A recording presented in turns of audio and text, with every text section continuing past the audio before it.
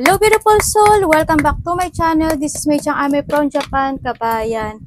Virgo, this reading is for you. Tao na nakakonect kay Virgo. Maraming salamat sa mga subscriber, new subscriber, cross-watcher, at sa mga bagong pasok dyan. Welcome na welcome best friend natin. Ay, meetingan natin, no? Hindi ko na-explain kasi palagi naman natin itong ginagawa, no? Yung mga gusto mo magpa-reading, yan. Nasa baba ng video na to, all the details. Salamat sa mga nagpa-reading. Kung gusto nyo na energy nyo lang talaga makuha natin. Tingnan natin. Virgo, taon nakakonect kay Virgo. Tandaan nyo ha, maaring ito isa vice versa ha. Anong nararamdaman mo kay Virgo? Taon na nakakonect kay Virgo. Oops. Sige, kunin na natin. Naglumabas siya. Nagpupimilit siya. Okay.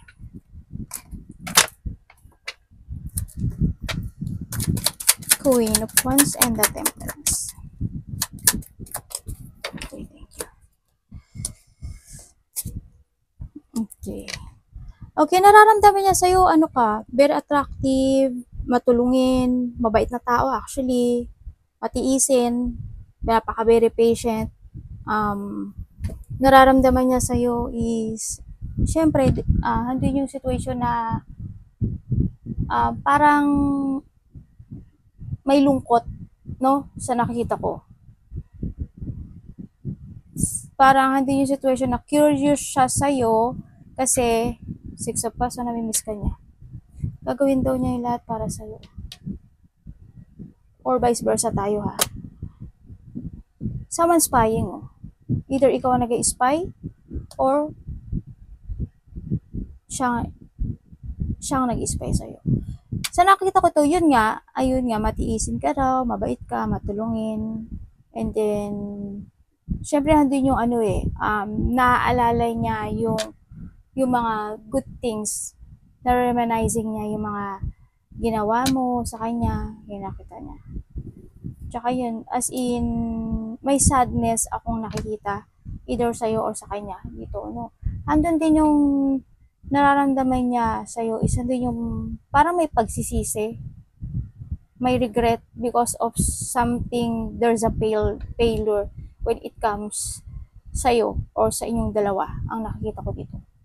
Ando yung lungkot.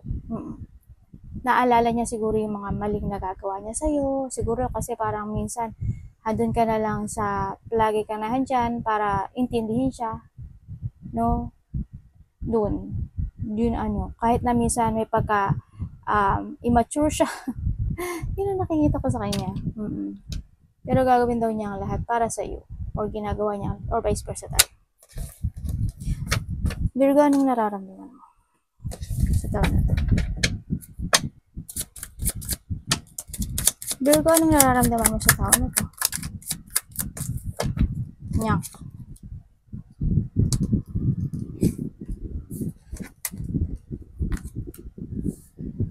Bakit po?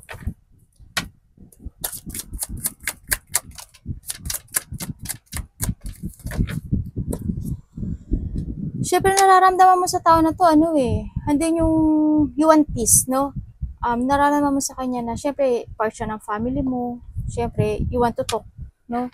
Andun yung part na gusto mo pa rin siya makausap, andun yung situation na you're still waiting, or vice versa tayo, you're still waiting. Siyempre andun din yung doubt when it comes dito sa situation na to, no? Yes, you want getting together, gusto mo na communication, gusto mo ng hindi yung situation na gusto mong mag-improve yung relationship na to, no? Sa nakikita ko dito. Gusto mo makakaroon ng recovery, gusto mo ng, as in, andun kasi yung lungkot na parang minsan kasi nararamdaman mo, Virgo, na parang nag-iisa ka, no? Sa nakikita ko dito. Pero yun nga,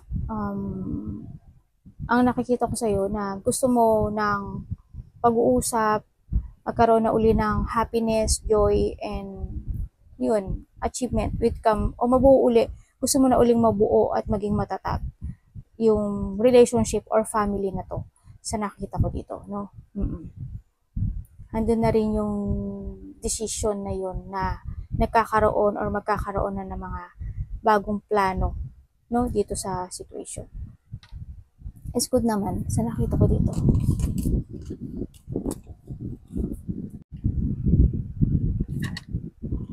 Na getting together dito, may pag-uusap ano. Dito. Tandaan nyo, maaaring vice versa tayo. Tingnan natin ang intention. Tao na nakakonect kay Virgo. Parang nabablanko ko, promise. Tao na nakakonect kay Virgo. Anong intention mo kay Virgo? Anong intention mo kay Virgo? Sana nga lang.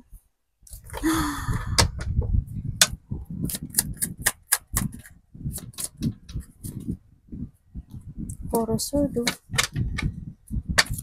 Anong intention mo kay Virgo? Bakit yan?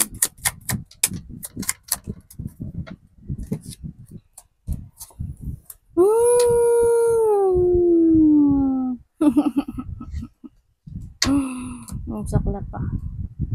Intention mo kay Virgo, andun yung ano yun, no? You're in pain. Kasi, parang nagkakaroon ng choices, no? Yes, namimiss mo siya. Naaalala mo yung kayo. Naaalala mo yung happiness, yung good things. Pero, handun ka kasi sa painful ngayon eh, no? Kaya, ang nakikita ko sa'yo, Virgo yung nakakonect sa'yo, parang handun siya sa nade-depress siya, no? Hindi ko alam kung ikaw ba Virgo is, or vice versa tayo kasi handun yung depression na either nagkaroon ng third party, yan, nagkaroon ng mga option, handun yung situation na nakikita ko na parang nagkaroon ng division or ano ba to, hati sa inyong dalawa, no? Either nagkaroon ng separation, nagkaroon ng hindi naging masaya o hindi kayo nagkakasundo or maaring sa iba dito is hindi kayo nag-uusap, ganyan, na parang pareho kayo nasa painful na situation kaya tapos hindi kayo nag-uusap.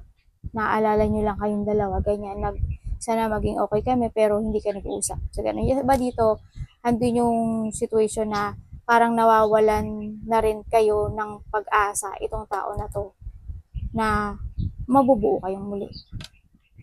Kasi sobrang sakit ng nararamdaman nito, Virgo. Sobrang emotional. May deep hurt siya. May mga sitwasyon na nadi-disappoint siya sa'yo. Or vice versa tayo Ganyan. Nasa heartache situation siya. Nalilito siya actually eh. Nalilito siya. Yun ang nakikita ko sa kanya. May pagkalito. Tingnan natin anong action mo. Tao nakakonect kay Virgo. Anong action mo kay Virgo?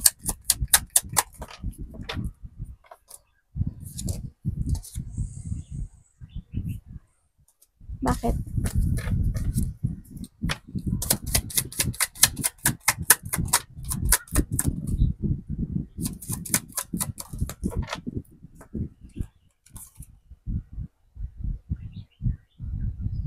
Okay.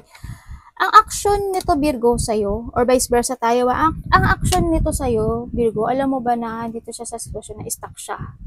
No? Stuck siya sa ngayon, hindi siya makapokus eh. Yes, nagkakaroon ng enlightenment sa kanya. Sobrang nagkakaroon. They want to decide to awake. Nagkakaroon ng awakening sa kanya, no? Handun siya sa situation na may hinihintay siya. Nag-wait siya ng isang situation, maaring tamang daan, tamang situation. Meron siya mga pinaprogress kasi meron siya mga ini-evaluate, ganyan, ina-analyze ang situation, ganun. Nandun yung paghihintay, no? Pero sa nakikita ko sa kanya, gusto na niyang i-release yung bigat na nararamdaman niya dito eh. Gusto niya mag-move forward. Yun ang nakikita ko. Yun ang action niya. Ayoko na ng hirap, napapagod na ako. Sabi niya ganun. I want to move on. Accept ko na, kung alam, I need to accept. Gumanyan, parang ganun. Kailangan kong i-accept mga bagay-bagay, ganyan, na wala na rin pag-asa. Na parang nandun siya sa situation na nawawalan na siya ng pag-asa. No, na magiging kayo pa muli or magiging recovery in a full, no, sa nakita ko to. Sa mga magkakasama naman, sa nakikita ko dito, sa magkakasama ang nakikita ko dito, ang action nito Virgo sa'yo, ito yung tao na marami siyang bigat na dinaranas, no, sa nakita ko dito. Ang action niya sa'yo, actually, either siya is nahihirapan sa kanyang trabaho, sa nakita ko dito, no, o may mga hirap akong nakikita kasi sa kanya. Andun yung pagod sa kanya, no, sa nakita ko dito. Parang stuck siya. Parang andun siya sa sitwasyon na gusto ko na i-let go yung bagay na to, ganyan. Kung kayo magkasama ha, na okay naman ang relationship nyo at kaso wala lang pag-uusap ha, ito yun. Ganun ang nakita ko dito. Napapagod siya sa buhay niya. Napapagod siya either, baka nga sa trabaho niya, ganyan. O sa ibang situation sa nakita ko dito. May mga sitwasyon siya na ini-evaluate, no, sa nakikita ko dito. Either siya may problema sa trabaho o sa pera, no, sa nakita ko dito ang tao na to. Tingnan natin ang blind spot na connection ito. Anong blind spot na connection ito? Ano ang blind spot na connection ito? Nako.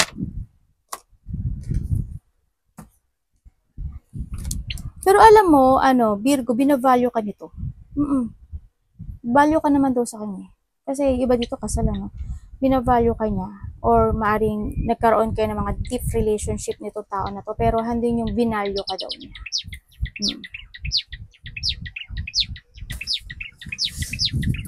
Ang blind spot.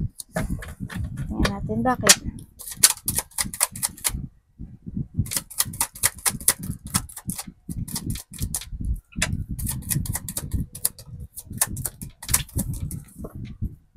Para ikaw ito o siya ha. Ang blind spot ng connection ito, may tao na nagsisinungaling. Because of dun sa pagsisinungaling, liar, dishonest, obeero, lalakero, sneaky person, manipulative. Actually, iba dito, mas matanda ito sa'yo. Or mas matanda ka. Ganyan. Pero nakita ko dito, maaari mas matanda ito sa'yo. Then, nandun yung stress mode, no? Sa nakikita ko dito. Ito pa si matanda pa lang nagsisinungaling.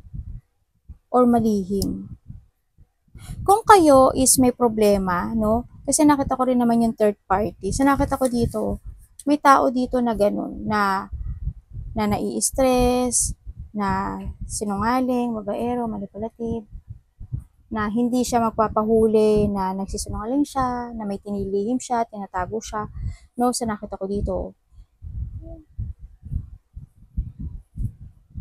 Nagkakaroon itong tao na to, andito rin yung situation na nasa stress mode, anxiety, depression, either na minsan may migraine siguro tong tao na to, no? O masakit na ulo niya sa kaiisip, sa mga bagay-bagay, sa pera, sa trabaho, ganyan. Ang nakita ko, sa lovers, actually, handun din yun. Yan. Mandami siyang stress sa buhay, tong tao na to. Sobra siyang stress, depression, anxiety, may mga inaalala siyang bagay, no? Sa nakikita ko dito, may meron siyang mga hinahide sa'yo, or vice versa tayo ba? Kung energy mo to, Virgo, ikaw to. Kung yung isang partner mo. Kasi ito yung blind spot lang naman ng connection ito eh. Yan, meron tong hinahide sa'yo na hindi mo alam. Ganun. Itong tao na to may hinahide. Ito sinasabi ko sa iyo eh, no? Itong tao na to may hinahide siya sa sarili niya na hindi mo alam. Yun ang nakita ko sa kanya. Kumbaga, merong sitwasyon na nakapagbibigay sa kanya ng stress. No? Dito sa tao na to.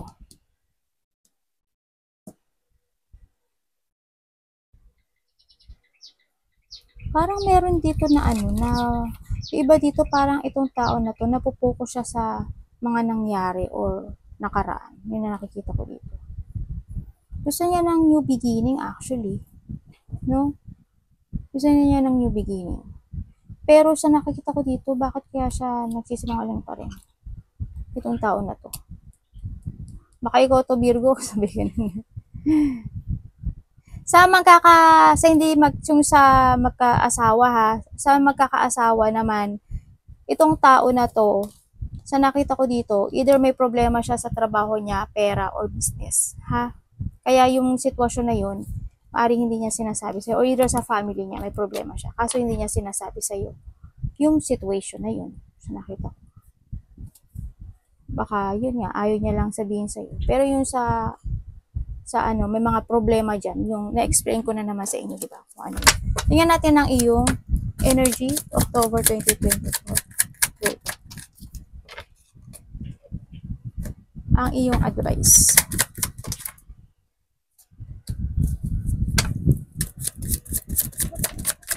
Overall energy. Okay.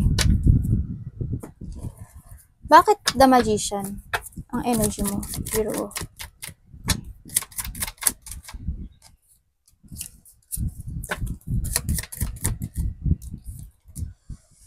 Eight of Swords. Bakit? The Death. Okay.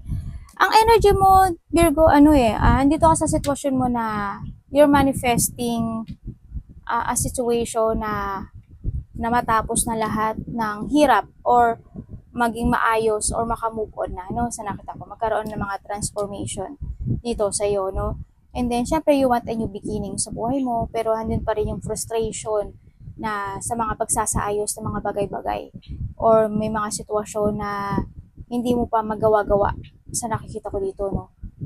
Kasi may mga nakita ko dito na may mga gagawin ka raw, Virgo, na isang bagay, either mag-aayos ka or may mga sitwasyon na itatransform mo, no? Sa nakikita ko dito, may transformation kasi tayo nakita. May mga gusto ka daw i-create or gawin sa buhay mo, no? Kaso, sa nakikita ko dito, you're still stuck and trapped. Ibig sabihin, maaring yung iba sa inyo is may mga problema when it comes to money, kaya wala pang ganun na nakikita ko yung beginning na to.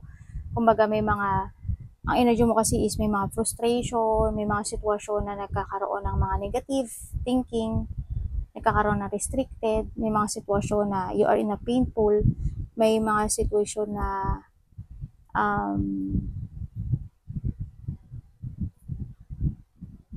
either confused ka or nalilito ka lang talaga dito, no? Sa nakikita ko dito. Hugutin ko nga to si ano. Thank you. Okay. Energy mo ngayon is handin yung motivation, sa nakita ko dito. Handin yung you want to move forward. And handin na rin yung pagsasaayos ng isang bagay, no? Sa nakikita ko dito. Handin na rin yung energy mo. Pagsasayos sa mga bagay-bagay. Nakikita ko rin aware ka, ha? I don't know why, but aware ka. Awareness. There's an awareness. Ako nakita dito. Kasi parang you have a passion na gustong gawin sa buhay mo. No? Sa nakita ko to. Bakit 8 of Cups ang advice mo, Universe?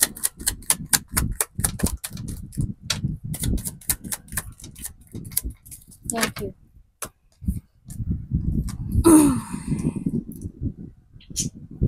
Okay, ang sabi niya dito, ang advice sa'yo, Virgo, kasi ang nakikita ko sa'yo ngayon, dito andito ka sa sitwasyon mo na natatakot ka mag-move on or natatakot kang gawin yung mga ibang bagay, no?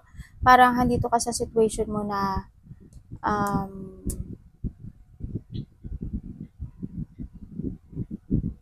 indecision sa buhay, no? Either kasi alam mo na may masasad, no? Either your family, karelasyon, sa nakita ko dito. And then, nandito you are stagnant sa nakikita ko dito. Tsaka, andito ka rin sa sitwasyon mo, Virgo, na syempre, andun yung you want happiness when it comes to your family or karelasyon sa nakita ko dito. Andito rin yung, hindi ko alam kung bakit may nakikita ko dito ng tao na parang may nagpepeke ng happiness. Kumbaga, they avoiding sadness sa isang pamilya o isang relationship. Yun ang nakikita ko dito. Kaya, ang nakikita ko sa kanya is imbis na mag-move on siya or puntahan yung talagang fulfillment na gusto niya, sa nakita ko ito, pabalik siya, no? Sa nakita ko ito, para kaya handun. Kasi why? Handun kasi na alam niya may masasad. Alam niya rin kasi na natatakot siyang mag-move on kasi they want to try one more chance. O ikaw, Virgo, or vice versa, they want to try to one more chance na baka sakaling magkaroon pa uli or maibalik muli yung happiness na yun, no? Sa nakita ko. Pero ang advice sa'yo, sinasabi dito na you need to release or you need na something must let go para sa pamilya mo. No, ang nakita ko dito. Mas piliin mo yung tama or mas piliin mo yung kasi happy ka naman eh, no? Happy ka. Hindi mo kailangan na hindi mo kasi kailangan mag-move on kasi kung kayo is may pamilya na, may andito siya, andito ka. No, ang nakita ko. The advice is yun nga, kahit na nagkakaroon ng disappointment sa isang relationship, kailangan mo tanggapin, no? Sa nakita ko dito. Kailangan kasi dito is actually pag-uusap or getting together, no? Sa nakita ko dito. Yun. Pag-uusap ang nakita ko dito. Tsaka, yun nga,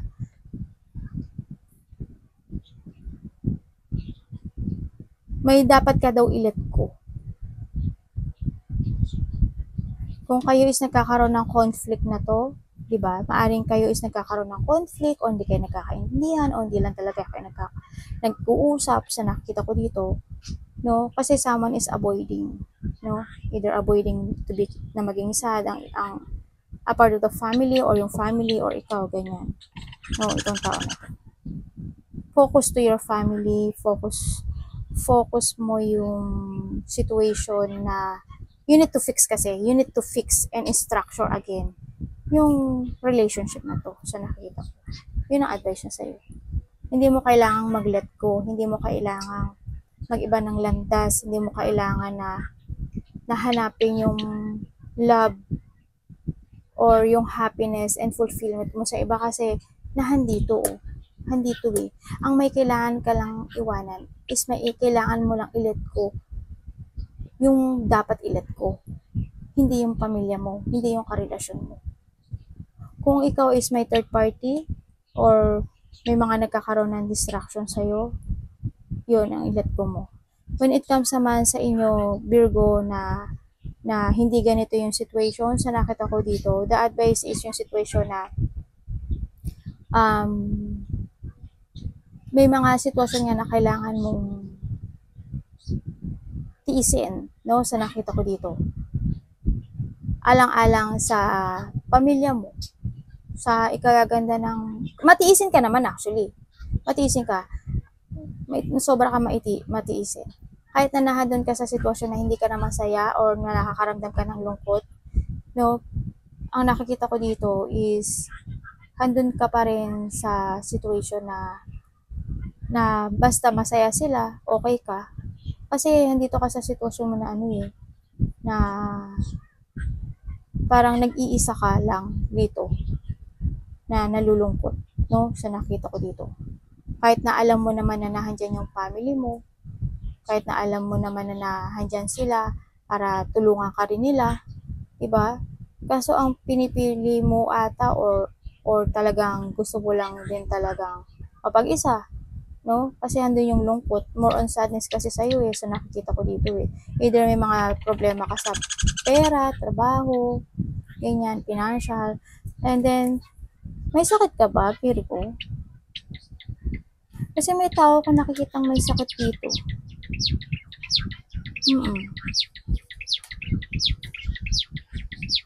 Ibig sabihin, may nagpapa-hospital, o may na-hospital, no? Or confined, something, ganyan. Tsaka, siguro minsan sumasakit yung ulo mo, paa mo. Or may tao dito na may mga sakit, no? A part of the family or maybe ikaw rin. No, sa nakita ko dito may sakit. Iba dito may sakit sa puso, sa buto-buto, sa bulsa. Yun na nakikita ko. Tingnan natin, High Priestess. Yung iba sa inyo kasi alam nyo, Virgo, napakamalihim yung, ang lang pinaka ko sa inyo, no? Yung iba sa inyo, napakamalihim. Siguro, may mga pinoprotektahan lang kayo, di ba? Kaso, lang, minsan, nandun din yung, minsan nawawala ka sa sarili mo, nalilito ka, may pagkalito, no? So, nakita ko dito. Ang, okay, nagkakaroon ka ng choices in life, ang energy mo is,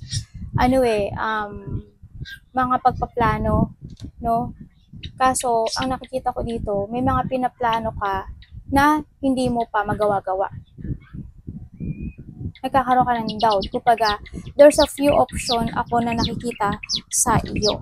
Imbis na mag-move on ka, kasi sayang yung oras, yung energy mo ganun. May mga plano na nadadoubt ka, negativity. Saka, ibig sabihin,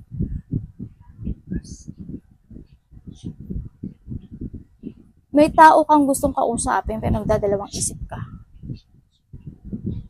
Or vice versa, may tao na gusto kang kausapin o nagdadalawang isip lang siya. Yun na nakita ko. Alam mo, may talaga, may iba talaga. Kanina pa siya lumalabas eh. Kasi may tao dito na may sikreto. Baka ikaw Yan. May tao na may hidden. There's an option.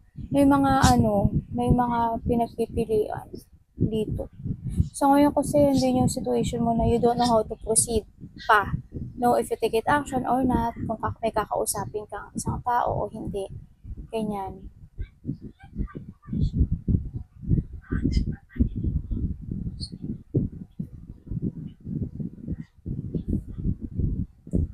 May problema ka ba sa pera? May trabaho ka ba?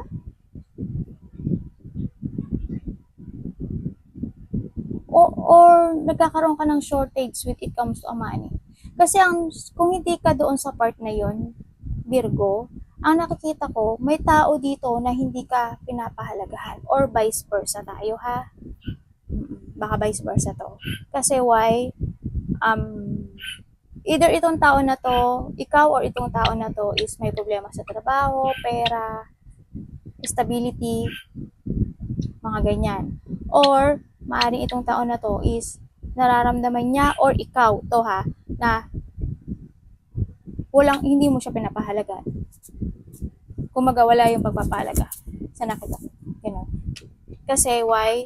Maaaring ikaw or vice versa, Virgo, kasi there's an option. No, nagkakaroon ng option dito sa situation. Kaya yung iba dito may lihim. May nililihim. Anak, aba na eh. May nililihim siya. Yung may taong napapagod na, nakita ko dito. Pagod na daw siya. Maaaring ikaw to, no? Pagod na. Pero may taong napapagod na. Nagkakaroon ng gano'n. Kasi may taong sakim, sarili lang iniisip niya. No? May tao na parang hindi fully ang kanyang beginning. Ganyan. Hindi pa siya makapag-start talaga ng 100% of beginning sa buhay niya. Ganyan. Yun na nakikita ko. Maaaring may mga problema pang pinagdadaanan. Arigato naman sa God.